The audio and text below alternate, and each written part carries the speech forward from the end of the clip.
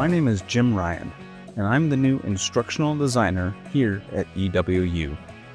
My job here is to take a look at the programs, courses, and people from a different point of view, to see how all these Lego pieces fit, and to imagine how I can help put them together differently to make something new and amazing. Welcome to the Play to Learn podcast. Today, I'm meeting with a good friend of mine, Nigel Pingree. Though for the last 3 years, I've mainly known him as Kruniak on Discord.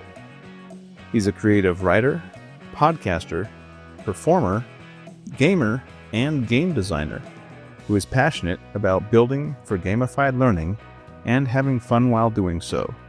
So sit back, relax, and enjoy. I'm about to go into my announcer voice. Hello. Recording in progress. Well, I would like to welcome everybody. I am Jim Ryan, and this is Nigel Stevens. Or Stephen? Nigel Stephen. Stephen is my middle name. Stephen. Okay. We'll go by Nigel Stephen then. Jim. My name is Nigel Pingree. Pingree? Pingree.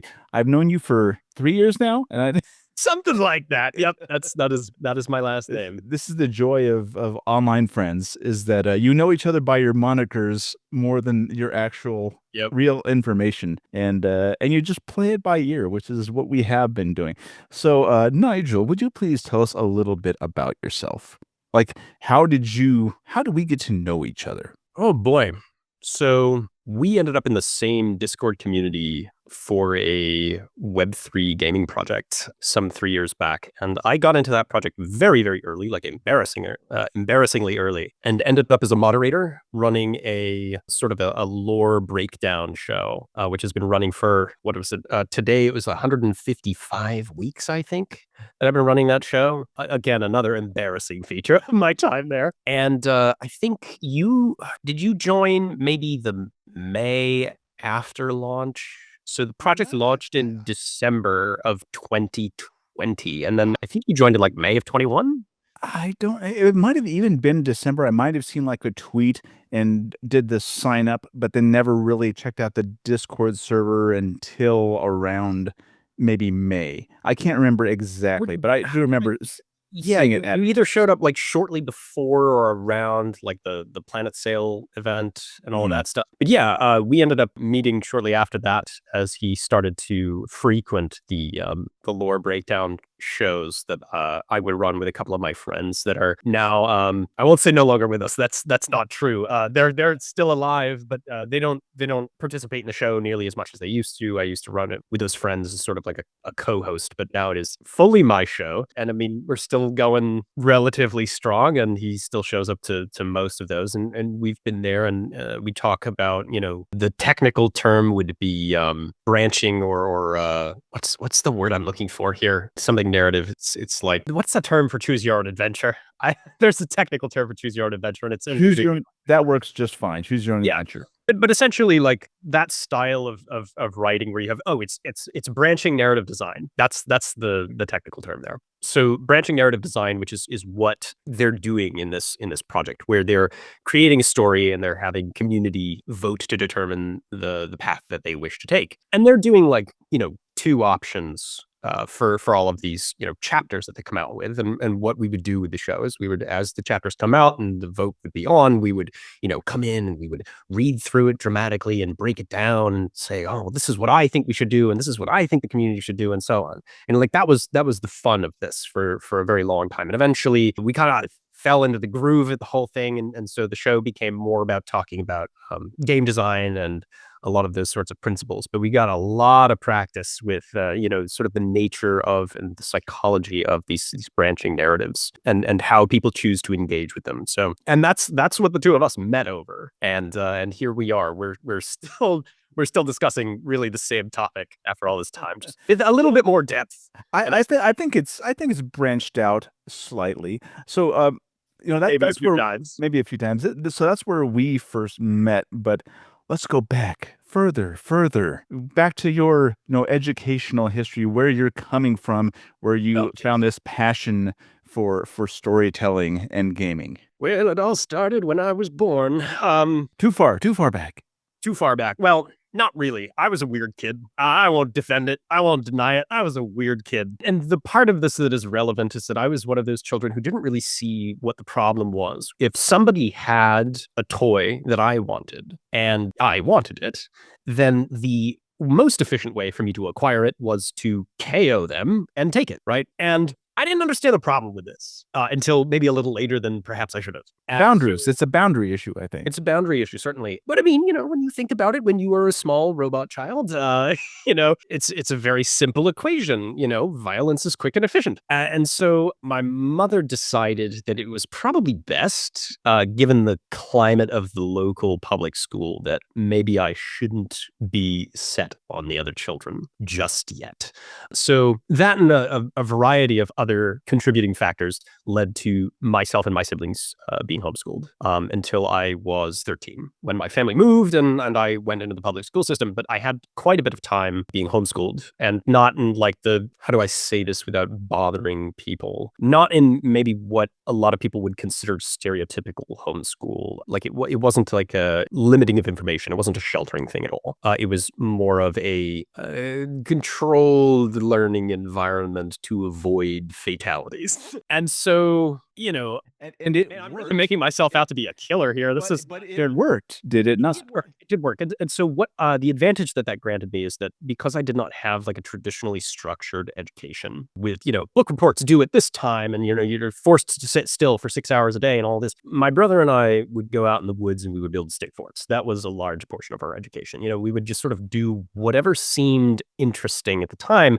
And when you have the amount of space that we had and the amount of freedom that we had, and I suppose the privilege of the fact that I had two educated parents, we could ask whatever questions came to mind and we could sort of explore whatever was intriguing to us, which was incredibly beneficial, I think, because then when we eventually got into school, we were,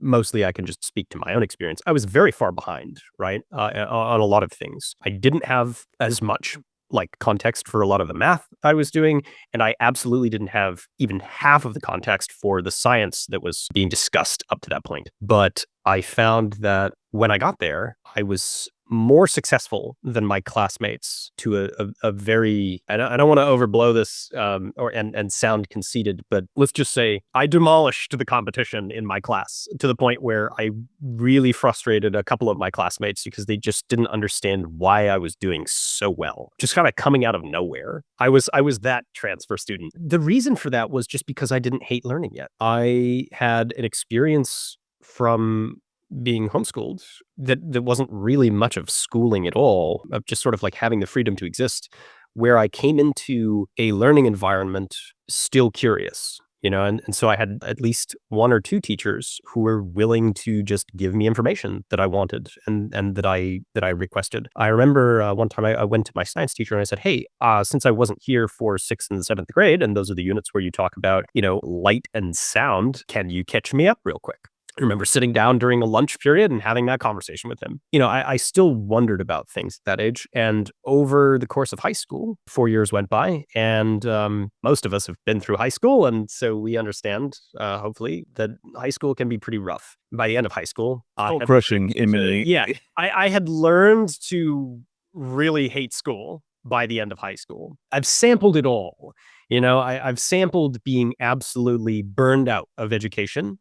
And I've also sampled what it can do for you to be truly motivated to learn because you're just excited to learn. And then the other side of that is even all through being burned out and demotivated by high school, I played a lot of video games and I tend to have a semi-competitive mindset. And so it was always interesting to me that in spite of being burned out of traditional education, games were always an exception to learning. If a game had some sort of barrier to entry, some sort of like informational barrier to entry, that was never an obstacle. There was never a moment where I said, oh, this has too many characters or too many abilities and it's just too much work to learn all of the cards in this game or something like that. No, I still probably remember most of the cards in Hearthstone and their stats. Games were always motivating enough.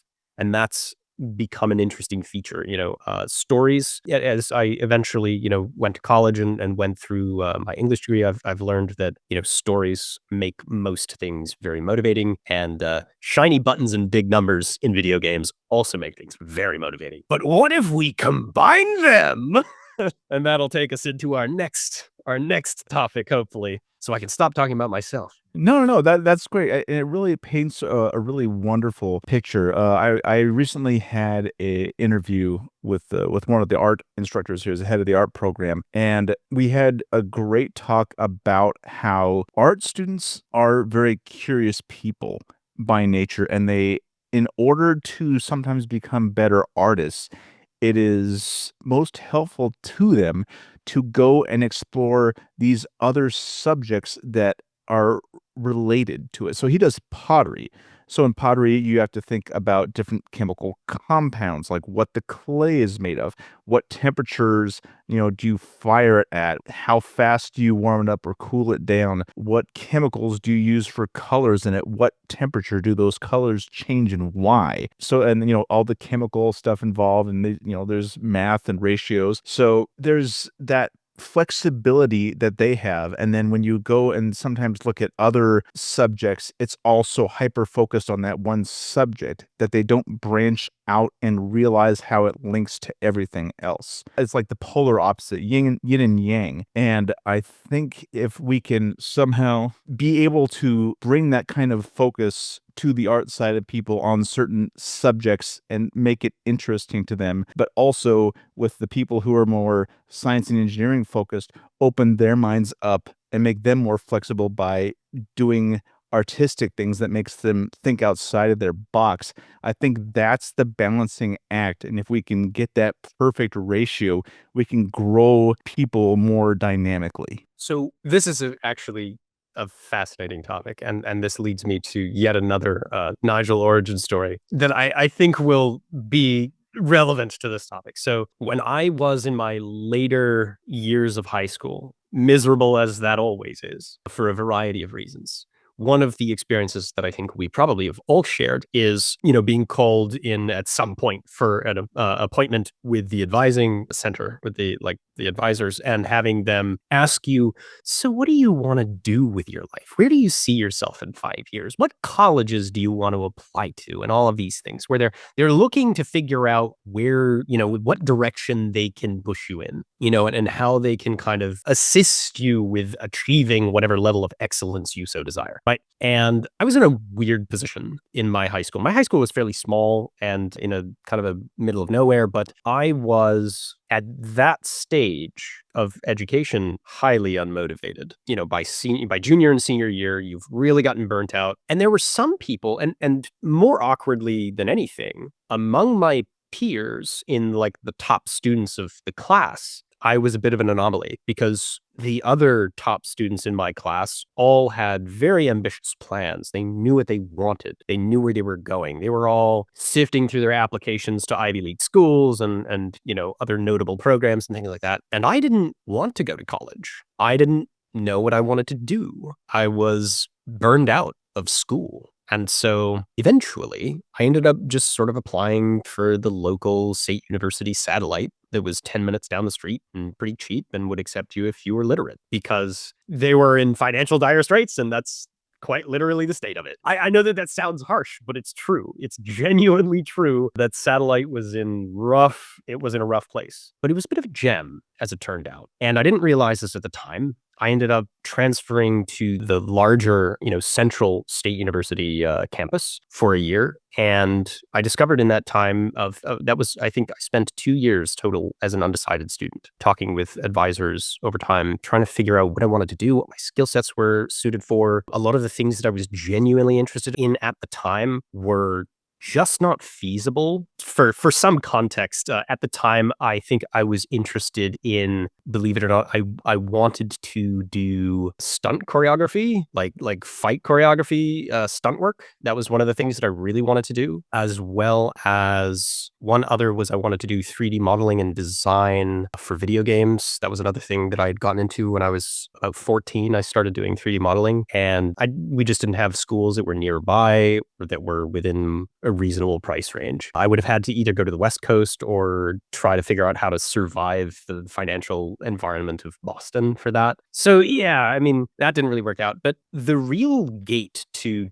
what a lot of my advisors and people around me were telling me, which was just, they would say, just pick something and finish a degree. That's what I would hear a lot. Just pick something, finish your degree, consolidate your loans, and get out from under this. And then you'll have a degree, and then people will hire you for all kinds of things because you have a degree. Well, we all know better now. And to that end, my real block was I had it in my head that whatever I should choose was going to very strongly influence the way I approached things. And I don't know that I think I'm wrong about that, but the reason that I ended up picking English in the end, and it was a variety of things that kind of conspired for this, but the reason that I ended up being satisfied with choosing English was because I understood that there was no such thing as wasted learning in an English degree. Because if you are going to be a writer, you can write about anything.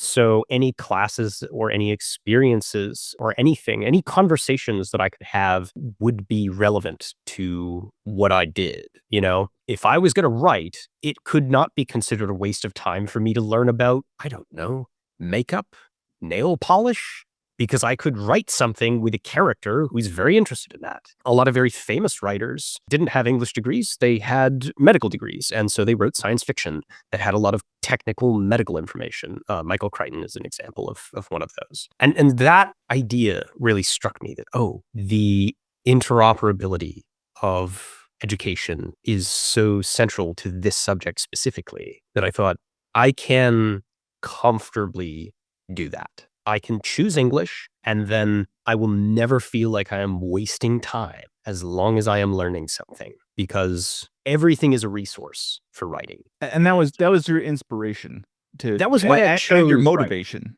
Mm-hmm. Yeah, that was my motivation and what allowed me to sort of settle into the idea of choosing English.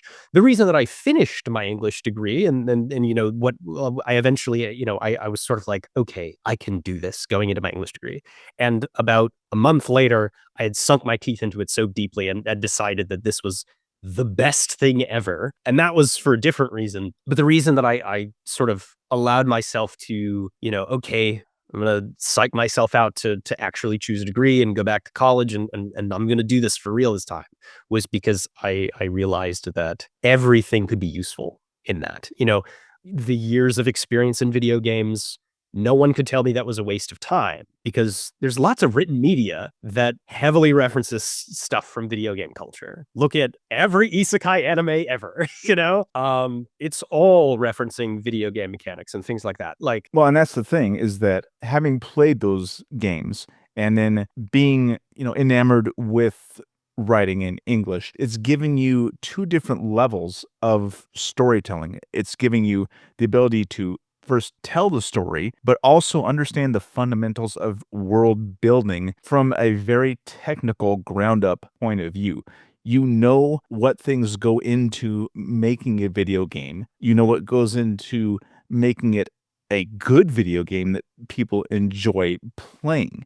And so that instructs your writing and how you approach that world building in different scenarios, like the thing that we are co-working on together, that you have so selflessly, offered your help with on this summer bridge program. Right. I remember I went on rants frequently when I was at work, because I'm one of these people who just muses things to his coworkers. And so I remember it struck me at some point that video games were kind of the next generation or like the next logical progression of the film industry. And some people would call that heresy to say that. But I think that the film industry really, or like the experience of film, is very much a third person media. You sit, you observe other people's story, and you experience something that is very much outside of yourself. But a video game offers you, and not all video games are designed the same, sure. Some video games are solve the puzzle or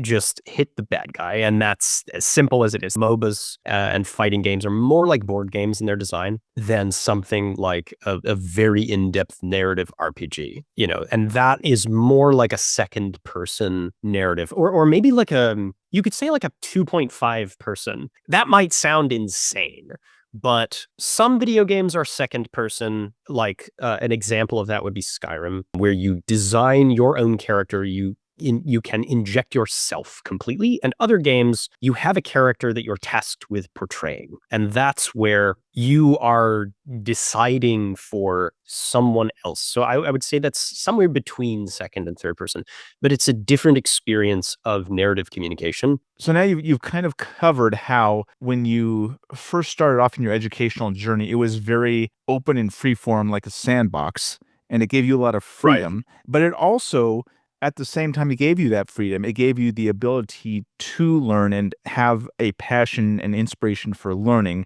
And then you were put into this box of the traditional educational system, and the other students that can be very sometimes difficult to learn around, because there's all the social drama and whatnot that happens in grade school and high school, and that ends up really sucking the life and the joy out of people, oddly enough. And now in the college educational system, some of it can still be very traditional and tough to absorb the information in a way that is like what you had that inspirational. And so what I'm trying to do, and what you are trying to help me do, and I'd like to see you're probably doing quite a bit of the work on this one, is create an environment that students can feel like they have agency and they can discover joy in learning things and topics that they normally would not, because previously they had been intimidated by those topics. It's different in different programs, admittedly, but I will say that in high school, and I think that there's a lot of jokes about this around. I think most people are aware of this, but in high school, there's a bit of a joke about how your teachers will tell you that, oh, you think that you can get away with this hooliganism now. Just you wait. When you go to college, it's going to be like military regimented education. You're not going to get away with this foolishness, Sonny Jim. They kind of give you a lot of that shtick. And it just isn't the case when you actually arrive at college. Most of us experience, save those maybe in certain programs. I know that a lot of the kids in engineering programs and maybe some hard sciences or like medical programs will talk about, yes, it is absolutely like that. But a lot of other people have a very different experience when they arrive at college, which is that it's infinitely more laid back. Their professors will speak to them like real people. Their professors will introduce themselves on a first name basis. The relaxation, the contrast of tension versus relaxation between high school and college is pronounced. And most kids will say, this is by far better in college, where you have heavily reduced actual time spent sitting in a classroom, and you have more in-person interaction, at least at smaller colleges. This is definitely the case. More in-person interaction with your teacher or professor, as the case may be. I think the vision here is, let's finish the job. College is already a little bit more loosely structured, a little bit more, maybe casual isn't the word for it, but it's not quite as stiff as high school is in my experience. There's nobody specifically telling you where to go and what to do. The students are more or less assumed to be responsible human beings, despite age and maturity. As many professors have said in my time in university, you are paying to be here, and I am going to treat you like you understand that. And so the idea is, when you enter college, you are given full or at least partial agency for your own learning. And in high school, you have very little. So our aim here in doing this is to curate the learning experience such that it is designed around student agency, so that their agency within the class experience itself is part of the learning experience. So their ability to steer themselves and to make decisions within the framework of the class and how it's designed is part of what they are doing to gather information from that class, as well as a thing that they are learning how to do in that class, which will just help them be more successful as adults anyway. Because, a lot of us would agree that when you finish college, you finally have your degree, you've finally mastered how to exist on college campus, and And now you are dumped onto the street, much like any adventurer at the beginning of a D&D campaign. You are dumped onto the street and ask, what do you want to do? You're broke, and now you need to find a way to make money. You know? And so the other thing about that, I think, is that when we're trying to do the design of these courses and giving those students that agency, it's also creating a situation where they understand the implications that their actions becomes and how they work with others to solve the issues or to complete the challenge. That helps them learn those problem solving skills. It helps give them context for, okay, here's the information I have. Here's the information I need to learn how to use to overcome this challenge. Here are the people who are going to help me do that. And how do I put all those variables together in a successful way?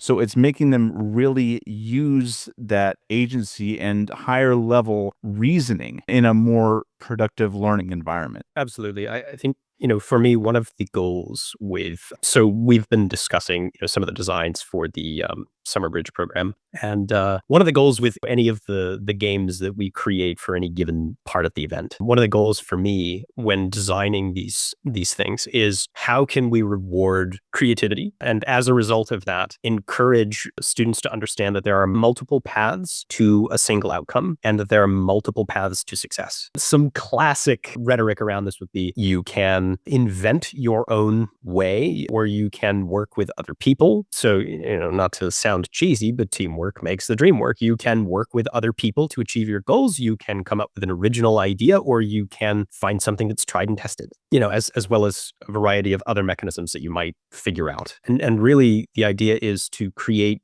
goals and create parameters that are vague enough that it allows a student to have a lot of creative license in figuring out how they want to achieve that goal. Because in the real world, there are multiple paths to success. You can't really expect somebody to learn how to, succeed if you only ever allow them to do a thing one way. Because what happens when that one way suddenly fails them? You need to understand the full breadth of the problem, not just the one sort of regimented approach that you were taught, because what if it fails you? Right. And I think this leads into some of the other discussions we were having just before we started pressing record.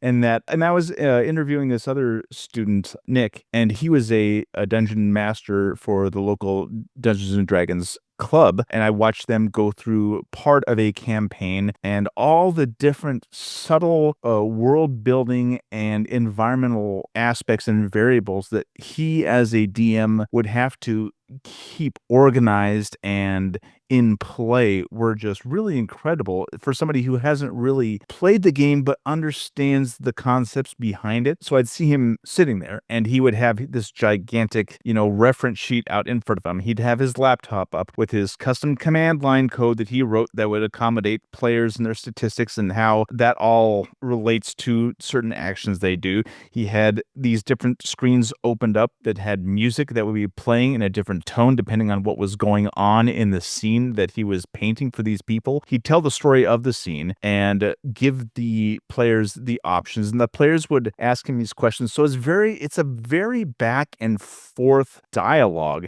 that happens in a very open sandboxy way in Dungeons and Dragons. And I don't think necessarily that you can have that kind of breadth when it comes to designing a course or designing it into a course, but it does give you a lot of tools and a lot of subtle things that you can do to make the experience that the students are having within that course more engaging. Right. What I'm discovering, so I've been involved in some capacity with Dungeons and Dragons ever since I was 7 years old. And for context, I'm 29, nearly 30 now. I haven't played a lot of traditional campaigns, but I have played a lot of non-traditional campaigns without rule books and miniatures and dice and all of that sort of thing. And so recently, when we started getting into designing these things more seriously, I decided that it would be very healthy for me to write a campaign, a fully homebrew, write my own adventure, and get a couple of guinea pigs and run a campaign myself, just because I think it's important that if I'm going to design things that are related to this kind of interaction, this kind of like collaborative storytelling experience, that I need to understand firsthand what other people who have this Dungeons and Dragons context coming in, exactly what it is that they're dealing with. And so one of the first things that I discovered as I was putting this campaign together and trying to thread in little things just for the sake of what we're aiming to do here, I was thinking, I have this city and this other city, and they have major exports and they have economic troubles, and they interact with each other in a very realistic way. How can I make these politics function realistically and all of this stuff? And I realized I can build all of these things, but in a fully sandbox experience, which is close to what I've turned out to be running, it's just sort of a limited boundary area that I've fully fleshed out and placed the players in, and they're just exploring and figuring out what to do with the main intrigue and the main quest here. But I've realized very quickly, I cannot force them with this model of design. I can't make them engage with the major export of one of these towns being glassware. I can't force them to talk to the master glassmaker and learn how quartz sand is harvested and separated from the beaches or whatever, and melted into glass. And I can't force them to learn that. But it's there. If they choose to engage with these features of the world, that information exists there. So I very quickly ran into this limitation with sandbox design. And sandbox design is, in case anyone does not know the terminology, is just what we call creating a space and then players get to do whatever they want. And very classically, the trope of sandbox D&D campaigns is that you'll create, 1,000 pages of lore or something like that, and then your players will hop into the game and they'll say, I'm going to open a bakery and ignore the Dark Lord. That is a very real risk that you run when you design these sort of sandbox experiences, is that the players have the option to choose not to go in the direction that you've laid out for them. They can ignore the yellow brick road. And ironically, this brings us full circle back to the Web3 game, because the way the Web3 game is laid out, the format that they do for the community is they tell a chapter story and then they give the community 2 options to choose from, and that's it. Well, 3. Right. What, left, right, or undecided. This gives the community as the whole to decide, okay, we have a fork in the yellow brick road. We're all going to collectively vote. Gandalf, is it right or left? And depending on the majority, we're all going right or left. Now, that can be a little bit funny when it comes to, designing a classroom experience where, well, do you want to have a sort of a democratic model that influences the entire storyline? Maybe so, maybe not. It may work for certain classes and it may not work for others, but that is one method that works really well in this particular case to avoid the sandbox problem, where you still have an incredibly engaging narrative, but you don't give players the option to just do something else that has nothing to do with what you've laid out for them. Like start a bakery. Well, a couple of the other things that we kind of came up with to make it more structured like that would be to say, break a classroom up into different groups, 2, 4, whatever makes sense for the given number of students. And then they would take on those challenges, and maybe it's a 2 decision tree that they follow, and either they succeed or they fail, or they have a certain amount of tasks related to the content that they're learning that they must accomplish in order to overcome that given challenge. So I think it does a couple things in that it still does give those groups agency, but because you also frame it in the sense of a competition, there is also that motivation, not only to win, but a motivation to work with each other, because everybody's performance will affect the group as a whole. And so ideally, nobody would want to be the person that's just not participating and not helping their group, and they be the cause the group lost. And there could be a little bit of psychological peer pressure ingrained in that design that way. And I don't know if it's necessarily a good thing or a bad thing. It could actually be a bad thing in some cases, depending on how some students will react. It gives you options as an instructional designer and as teachers who are maybe looking to incorporate this kind of design. Right. One of the most important sort of tenets of designing any sort of a game that you need to be able to adjust is if you have a feature, you want to come up with ways to alter that. Value levers. Levers is maybe the most familiar term for it for me anyway. And I think a lot of people will be familiar with calling them levers. So essentially, if you have the ability to adjust, okay, so we have a class that's designed where the narrative is influenced by the success of a certain number of teams. So if more than half of the class groups succeed at something, then one thing happens. If more than half of them fail, another thing happens, right? We have the ability to adjust how many teams it requires for the success condition, how many it requires thus for the fail condition. We have the ability to change how many participants per team, things like that, and we have the ability to change the narrative. We have the ability to change the adversity that the teams must overcome in order to, achieve a success or a failure for their individual group. We have lots of levers available to us that we can alter, that we can twiddle, that allow us to adjust the experience appropriately for whatever given subject, but also based on the feedback and the experience of the students. So if things are too difficult, we can make it easier. If cooperative model isn't working because of dissent in the teams, we can make it individuals instead, or we can make it all as a group or as two groups instead. There's a lot of options that we create for ourselves when we put these things together. And that's really important. It is because, some instructors might go through the experience and some aspect of the gamification may not work right. And if that all, falls down and suddenly everything becomes not workable in the original vision, that could definitely be frustrating. But people should definitely understand that, this is not a one and done kind of a thing. Everybody else who's trying to do this is trying to find their way to the best equation, the best number of variables, putting together in the right order that results in a successful experience. And so, like you were saying, it's all adjustable. It's not set in stone. It can be tweaked to work in,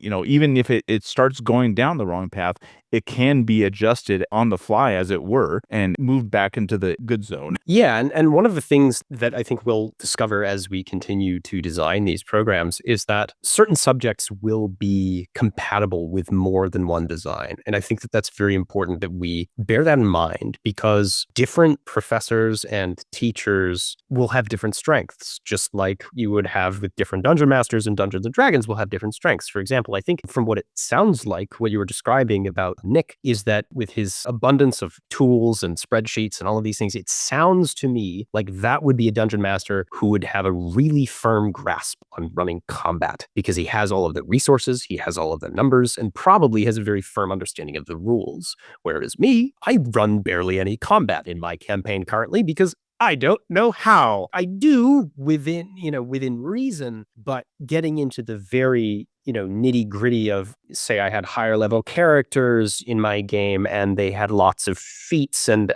reactions and, bonus actions that they would want to do and a lot of equipment and things to keep track of.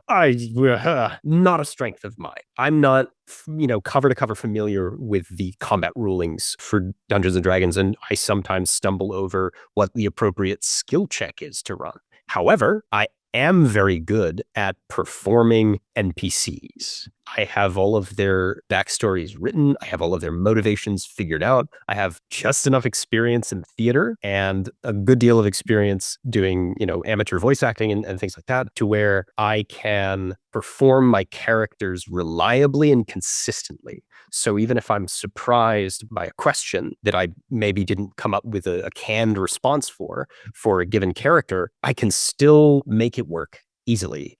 Or if they interact with a character that I didn't expect to need to do anything for, just some random person on the street, I have a few stock that I can just whip out and make that work. That's a strength that I have, and I play to it. And so if your strength as a teacher is more about running proverbial combat, we're going to have things that'll work for that. And if your strength as a teacher is more about the proverbial role-playing side of things, then we're going to also be having things that play to those strengths, as well as other strengths outside of this particular metaphor. But I think illustrates the point pretty well. No, beautifully. actually. We're taking on the quest of world building, and we're giving students, and we also need to recognize that we're also giving teachers a new and unique experience. And through that experience, we're going to be showing them how they can start building their own worlds and innovating in their own ways outside of what they specifically learn, because what they're learning in any given class is just this little Lego piece that builds on other Lego pieces that come together and make this giant, I don't know, Star Wars Star Destroyer. We're world builders trying to help the future world builders make a better world, ultimately.